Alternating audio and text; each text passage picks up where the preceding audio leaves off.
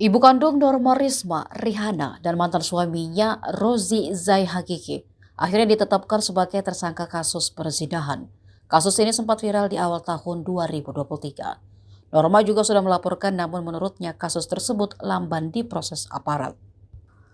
Polda Banten pun melakukan gelar perkara pada 12 Juli 2023 lalu. Hasilnya proses hukum ditingkatkan dari penyelidikan menjadi penyidikan. Namun karena perkembangan kasus itu tak jelas, Norma sempat mempertanyakan kembali. Pada Jumat 18 Agustus 2023 setelah polisi melakukan gelar perkara untuk menentukan tersangka, polisi kemudian menetapkan Rozi dan Rihanna sebagai tersangka berdasarkan alat bukti dan keterangan saksi. Setelah menetapkan tersangka, penyidik akan melakukan pemanggilan terhadap kedua tersangka untuk meminta keterangan lebih lanjut. Keduanya dijerat pasal 284 KUHP pidana tentang perzinahan.